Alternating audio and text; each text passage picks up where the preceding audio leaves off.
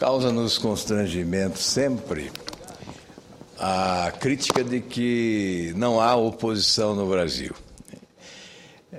Limitada numericamente, a oposição não consegue dar volume às suas ações de forma a oferecer visibilidade ao seu trabalho. E, obviamente, nós temos que nos conformar com um julgamento extremamente negativo que a opinião pública faz relativamente à oposição brasileira, que é numericamente limitada, a menor da América Latina, talvez, e, sem dúvida, a menor oposição dos últimos tempos no Brasil. De qualquer maneira, há aqueles que se esforçam com o objetivo de cumprir a missão de fiscalizar o Poder Executivo. Hoje eu trago o resultado de uma destas ações. Por volta de 2006, presidimos no Congresso Nacional a Comissão Parlamentar Mista de Inquérito da Terra. E como consequência das investigações realizadas por esta Comissão Parlamentar de Inquérito, apresentamos requerimentos e denúncias, sobretudo ao Tribunal de Contas, solicitando auditorias para a confirmação das irregularidades verificadas durante os trabalhos desta Comissão Parlamentar de Inquérito. E nesta semana recebi o resultado de um desses relatórios do Tribunal de Contas. Este relatório, apresentado pelo Tribunal de Contas da União como consequência de um requerimento nosso de novembro de 2006, vejam que são vários anos, o Tribunal de Contas impõe ao senhor Bruno Maranhão e à entidade comandada por ele, a Associação Nacional de Apoio à Reforma Agrária, ANARA, a devolução de R$3.300.000 em valores de hoje aos cofres públicos por irregularidades na execução de 3 convênios com o Instituto Nacional de Colonização e Reforma Agrária, o INCA. O Bruno Maranhão, ele ficou conhecido nacionalmente por liderar uma invasão com 50 trabalhadores sem terra à Câmara dos Deputados em 2006, que resultou na depredação de uma das entradas do prédio do Congresso Nacional. E ficou conhecido também ao ser recebido pelo presidente da República e a oferecer a ele um boné do movimento que liderava, que é o Movimento dos Trabalhadores Sem Terra, uma sucursal, MSTL, uma sucursal do Movimento dos Trabalhadores Sem Terra. Nesta auditoria, o Tribunal de Contas também aplica multa de R$400.000 ao senhor Bruno Maranhão, além da devolução dos R$3.300.000, e também ao titular do INCRA, Carlos Mário Guedes, e pelo ex-presidente Rolf, impondo-lhes a sanção, respectivamente, de R$3.000 e R$10.000. Portanto, esta auditoria conclui confirmando as irregularidades que apresentamos após os trabalhos da Comissão Parlamentar Mista de Inquérito. Outras auditorias também foram realizadas ao final daquela Comissão Parlamentar de Inquérito. Entre elas, auditorias que envolveram a CONCRAB, a Cooperativa de Reforma Agrária do Brasil, CONCRAB, e a Associação Nacional de Cooperação Agrícola, ANCA, que terão que devolver R$15 milhões aos cofres públicos em valores corrigidos.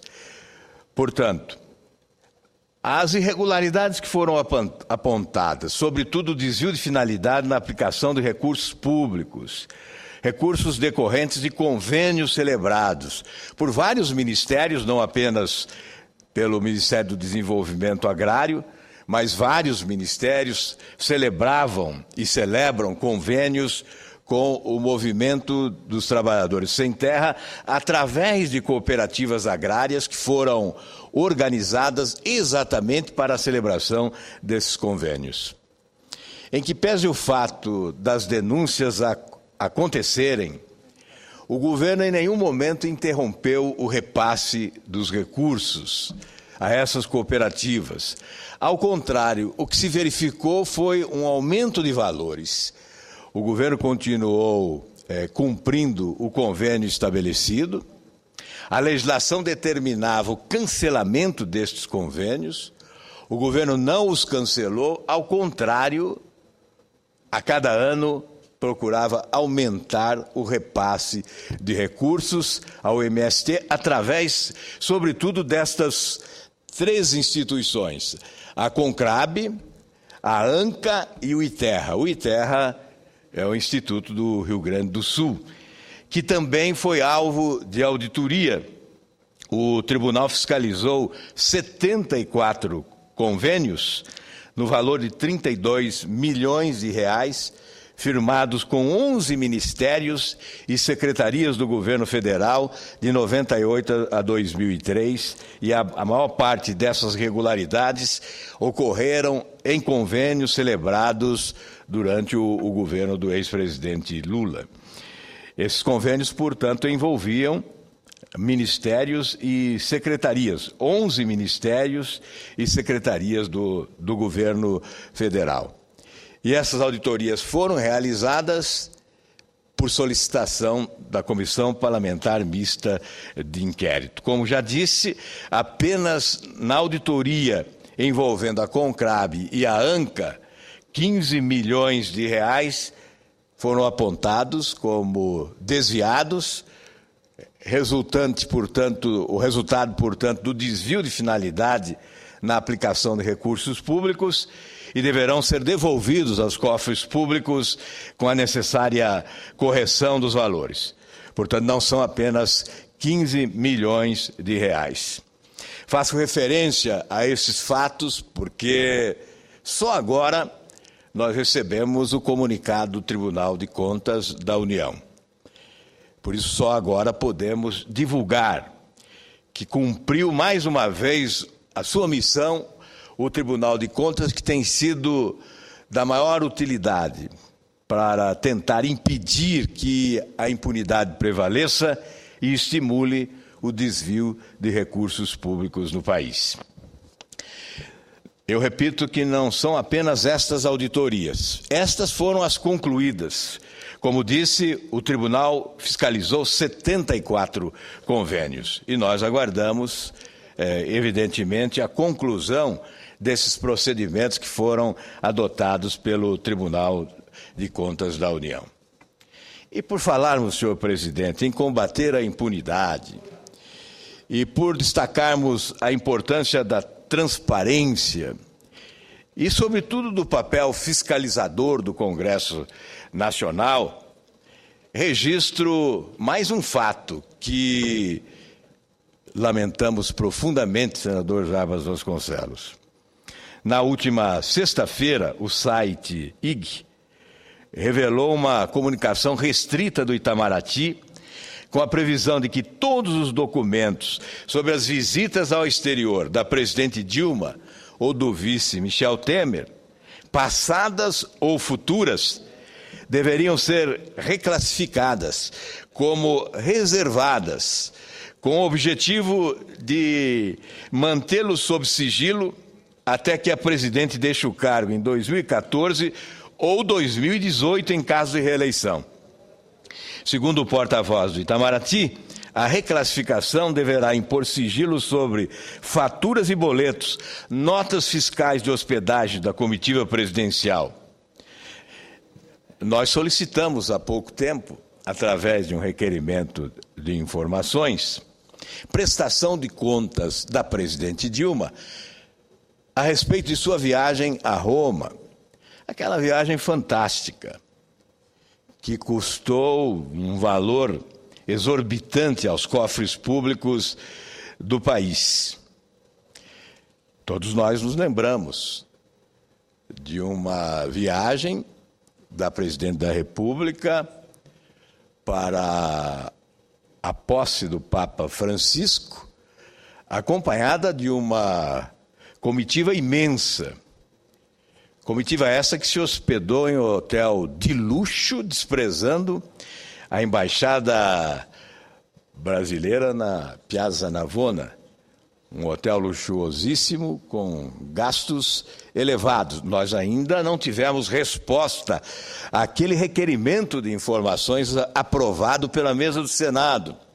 E agora vejo que certamente não teremos esta resposta, porque o Itamaraty voltou lá para trás e determinou a reclassificação como reservados.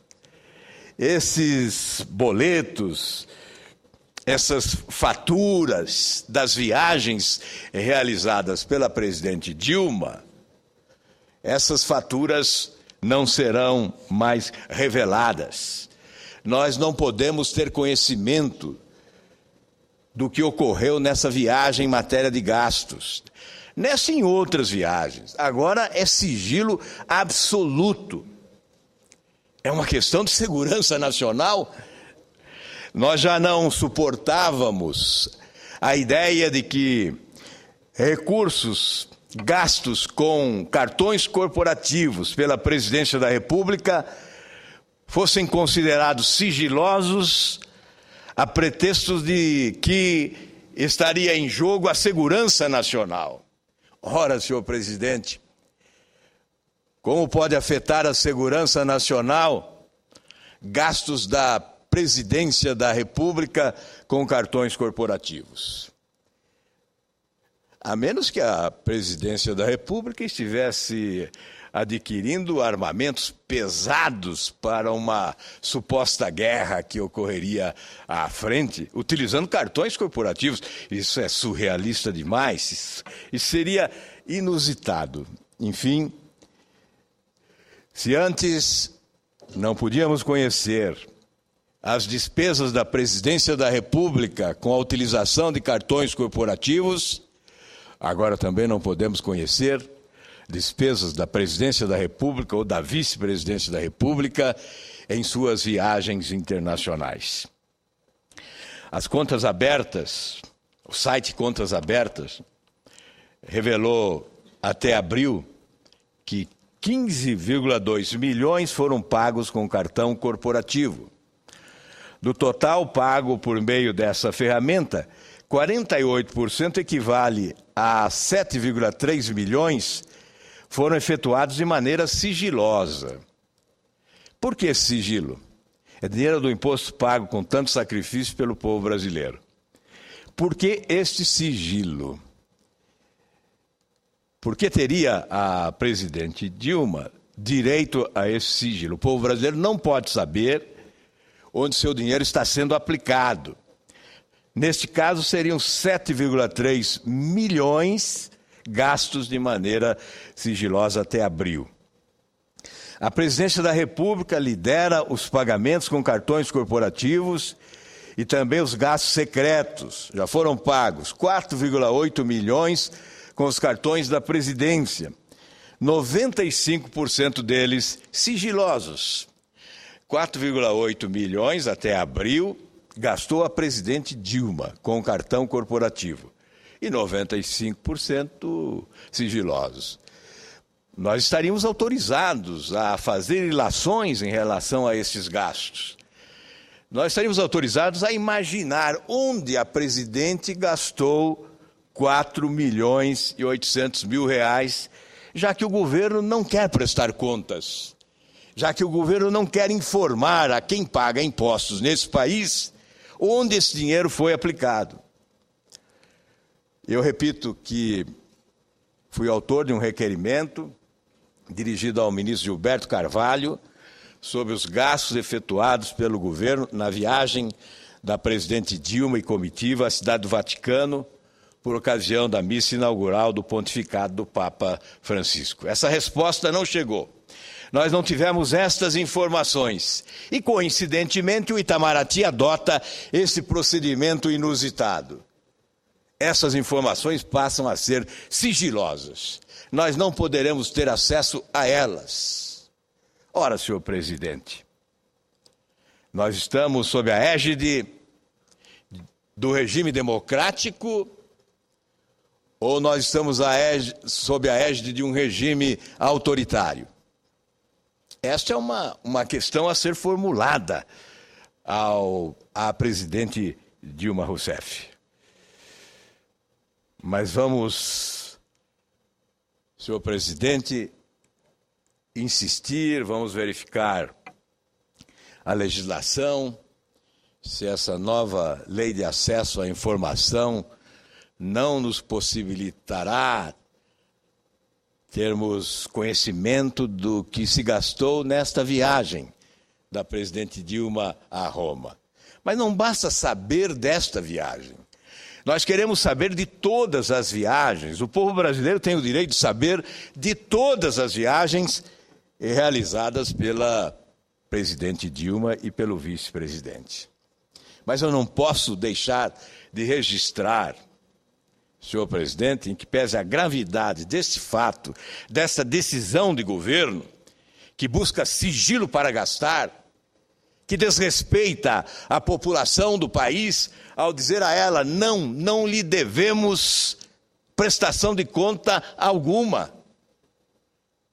Ora, senhor presidente, eu não poderia deixar de registrar também, além disso, esse lamentável episódio ocorrido no aeroporto Juscelino Kubitschek, em Brasília.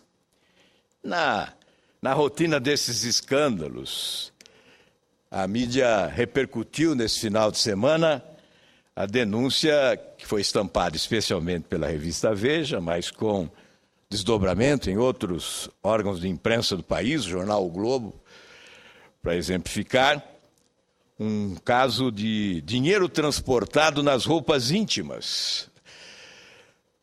Na verdade, não há criatividade, senador Jarbas, é uma repetição.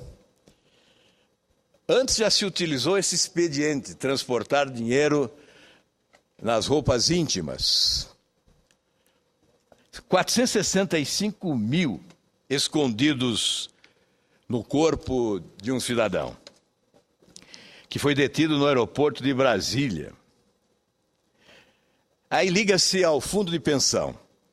E nós nos lembramos da CPI dos Correios, que tentou investigar os fundos de pensão. E não teve o tempo suficiente para aprofundar as investigações. Lembro-me que o subrelator dos fundos de pensão foi o então deputado ACM Neto, hoje prefeito de Salvador.